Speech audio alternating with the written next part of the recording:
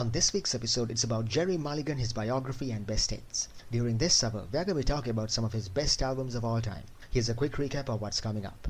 The first one's called Blues in Time. That's Mulligan with Paul Desmond. Honestly, it's like two friends just riffing back and forth on sax, and you can feel the respect between them. The opener Blues in Time is so playful, and when they hit body and soul, it's not just beautiful, it's vulnerable in that cool, understated way that only Mulligan and Desmond could pull off. And then there's the Gerry Mulligan songbook. This one is super ambitious. Instead of the usual small group, he wrote for an octet of saxophones, including heavyweights like Zoot Sims and Lee Konitz. It's layered, intricate, but still swings. Tracks like Walkin Shoes and Five Brothers really show off how brilliant he was as a composer. It's like hearing a whole saxophone choir but with groove. And Getz meets Mulligan in hi-fi is just pure chemistry. Stan gets silky tenor against Mulligan's baritone. It's like velvet meets bronze. They trade lines on Out of Nowhere and you can't help but smile. Plus with Oscar Peterson on piano backing them, the whole thing just glows. Each album shows a different side of Mulligan, conversational, innovative, and always deeply musical. And that was some insight into what's coming up during this hour, and you're tuned into the Weekend Jazz Update with Joshua and Selva. On this week's episode, it's about Gerry Mulligan, his biography, and best hits. During this hour, we're going to be talking about some of his best albums of all time. The first one's called Blues in Time, released in 1958. That's Gerry Mulligan with Paul Desmond. It's literally like two friends having the smoothest conversation ever, but through saxophones. Gerry Mulligan's baritone and Paul Desmond's alto saxophone having this long, witty, intimate back and forth.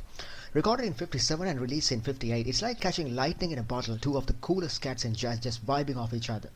The magic here is the contrast. Mulligan's baritone has this big, round, almost grounded quality. It's the anchor in the conversation. Desmond, though, he's the airy, lyrical one, like smoke curling in the air. The title track, Blues in Time, sets the stage perfectly. Right from the start, you can feel the sly elegance. They weave in and out of each other so seamlessly that sometimes you forget they're actually two different horns. It's just this flowing dialogue. And then there's Line for Lyons, one of Mulligan's classics. It's jaunty, playful, almost like he's nudging Desmond and saying, okay, your turn. But the real stunner, their version of Body and Soul. That's a tune that every jazz player under the sun has tackled, right? But the way Mulligan and Desmond approach it feels vulnerable, not flashy, not trying to prove anything, just quietly emotional. There's a cool restraint, but underneath it, there's this tenderness that kind of sneaks up on you. What's so great about this album is that it doesn't lean on big arrangements or showy solos. The rhythm section, Joe Benjamin on bass and Dave Bailey on drums, keeps everything steady and unobtrusive, laying down just enough foundation without pulling focus. It leaves all this room for the saxophones to breathe. And that's the beauty of Blues in Time. It's deceptively simple. There's no clutter, no overcomplication. It's just two masters having this musical dialogue that feels as fresh now as it must have been in the late 50s. It has a timeless quality, where you could throw it on today in a coffee shop and still feels modern, still feels hip. The next one's called the Gerry Mulligan Songbook, released in 1957. This album is where Mulligan proves he's a composer with a vision. Like, he doesn't just play jazz, he reimagines what jazz can sound like. And the crazy part, he does it with a whole team of saxophones. Instead of turning it into a mass of competing voices, it becomes this beautifully woven soundscape. Released in 1957, this album is essentially Mulligan saying, what if I take my tunes and blow them up into something orchestral but without the orchestra? He arranges them for a 5-sax octet, then he pulls in some of the heavy hitters in the game. We're talking about Lee Konitz, Zoot Sims, Al Cohn and Alan Eager, plus Freddie Green on guitar, Henry Grimes on bass and Dave Bailey on drums. Just that lineup alone is insane. It's like he invited a dream team over and then handed them his playbook. The arrangements are where it really gets fascinating. Instead of just giving everyone room for endless solos, Mulligan writes those intricate layered parts, so the sax section almost sounds like a single breathing organism. There's this tight cohesion, but also those moments where individual voices poke through like flashes of sunlight. It's jazz but with the structure and depth of something more classical. It's brainy but it swings. Take Five Brothers. That's probably the crown jewel here. You've got this energetic, punchy line, all the saxophones are weaving in and out, tossing phrases back and forth. It's lively, witty and so perfectly balanced. You can hear these guys were listening as much as they were playing. Then there's Walking Shoes, another Mulligan classic. This one struts. It's got that confident, easygoing feel, but in the context of the octet, it suddenly feels fuller, more expansive. It's like hearing the song wearing its best suit. The great thing is how the songbook pushes against the norms of small group jazz. In the 50s, so much jazz was about quartets and quintets, improvisation, keeping it loose. Mulligan, though, was, let's see how far we can stretch this form. And yet it doesn't sound academic or stiff. It's playful, vibrant, and still unmistakably cool. Critics at the time called it innovative, and it still is. It's also a really revealing portrait of Mulligan himself. You can tell he was deeply fascinated with how voices blend and interact. This album is him working out that on a grand scale. It's not just about catchy tunes, it's about architecture, design, the art of layering sound. If Blues in Time is the intimate coffee date, then the Gerry Mulligan songbook is the big dinner party. Live, intellectual, packed with personality, but still warm and inviting. An album called Getz meets Mulligan in Hi-Fi, released in 1957. So it's 1957 and someone just has a brilliant idea. What if we put Gerry Mulligan and Stan Getz together in a studio, crank up the fidelity and just let them go? That's how we get Getz meets Mulligan in High Five, and honestly, it's like watching two completely different personalities walk into a room, discover their differences and then turn those differences into pure magic.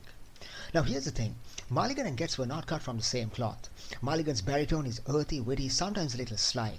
Getz on the other hand is all silk. His tenor saxophone is lush, lyrical and smooth. You think those two styles would clash, but what happens instead, this fascinating push and pull where both saxophonists highlight the other's strengths. The record kicks off with Let's Fall in Love, and right away you hear the contrast. Getz phrases with his long flowing elegance while Mulligan pops in with these slightly more angular conversational responses. It's like two friends ribbing each other. You can hear them smiling through the music. Then you've got Anything Goes, which swings with this breezy energy. The rhythm section, Oscar Peterson on piano, Ray Brown on bass and Joe Jones on drums just locks it all down with elegance. One of the best tracks is Out of Nowhere. Here, Getz really leans into his lyricism, spinning those lines that just float. Mulligan counters with his baritone grounding the entire thing. And then there's that old feeling where Getz practically sings through his horn. Mulligan weaves around him like a second voice in harmony. What makes this album so special is that it celebrates difference. It doesn't try to make Mulligan sound like Getz or Getz sound like Mulligan.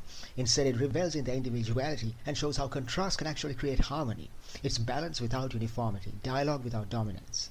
So if Blues in Time was a quiet heart-to-heart and the Gerry Mulligan songbook was a grand architectural project, then Getz meets Mulligan in Hi-Fi is like a sparkling cocktail party. Two very different personalities, bouncing ideas off each other, and somehow finding the perfect rhythm together. It's lively, elegant, and endlessly listenable.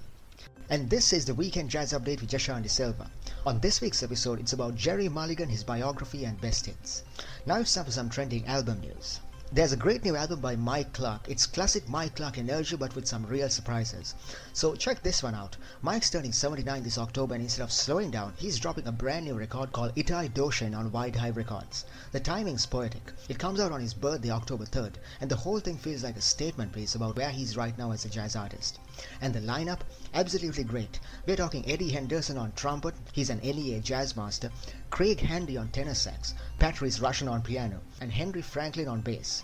These are all people Mike's played with for decades, so the chemistry is baked in. He describes the vibe with his Buddhist term Itai Doshin, many in body, one in mind. The album's wild because it's anchored in swing but refuses to sit still.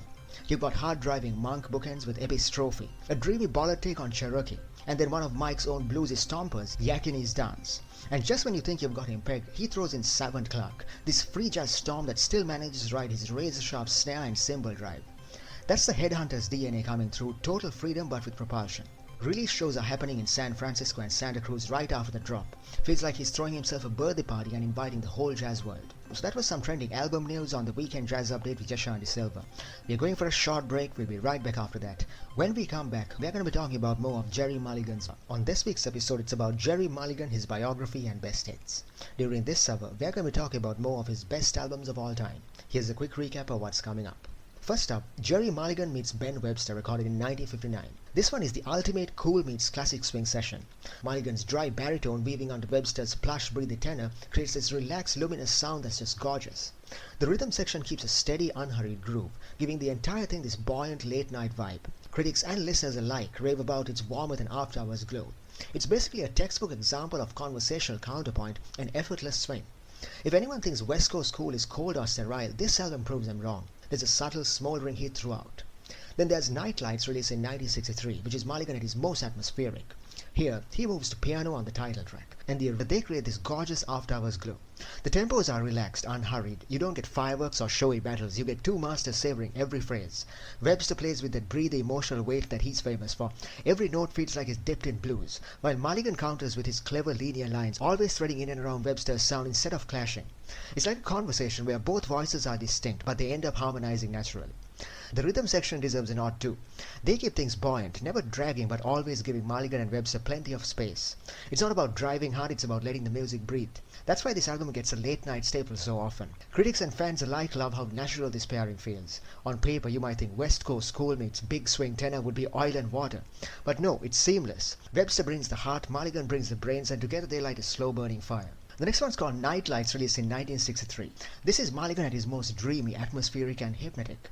This record just glows. The title track where Mulligan moves over the piano sets the tone.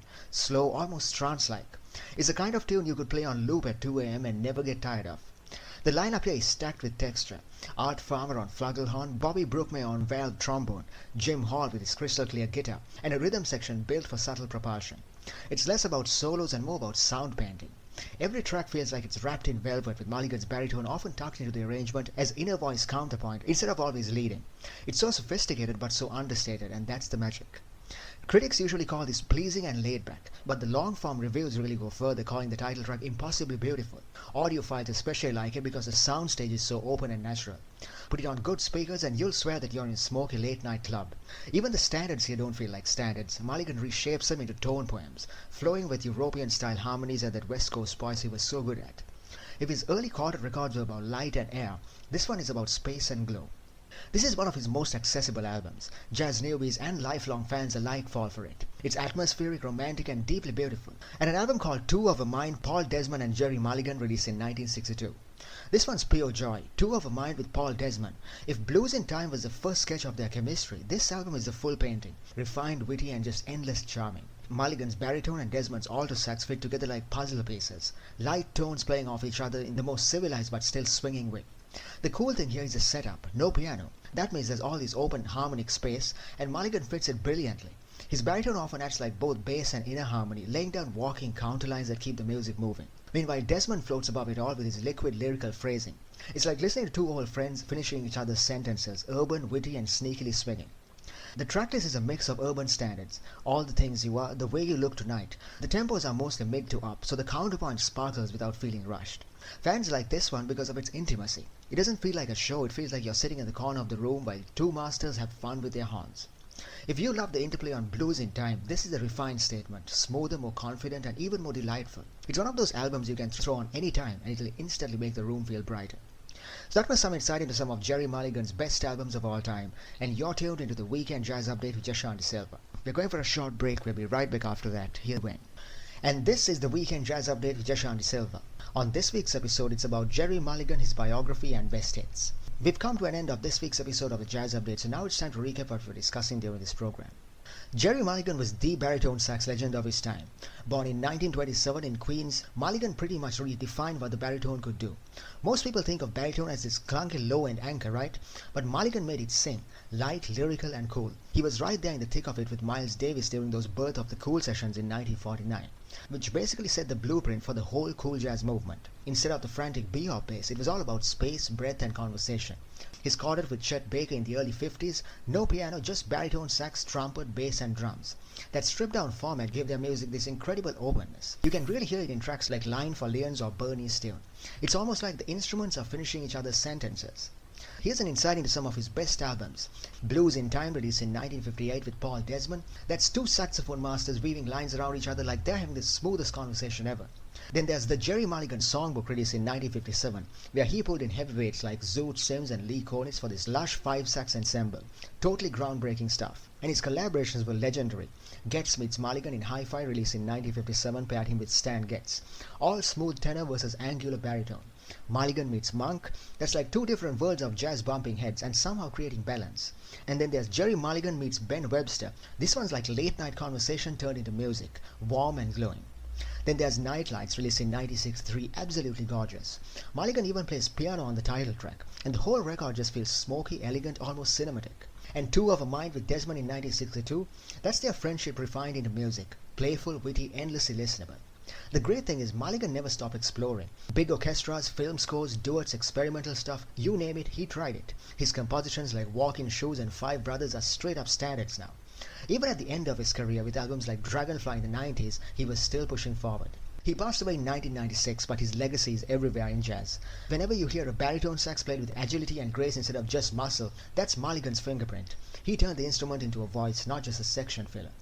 Gerry Mulligan wasn't just a musician, he was a builder, a connector, and one of the coolest baritone saxophonists in jazz history. And that was a quick recap of everything that we discussed on this week's episode of the Weekend Jazz Update with Jashan De Silva. And that brings me to an end of this week's episode of the program. Don't forget, you can check out the archives of today's program on my YouTube channel, The Weekend Jazz Update.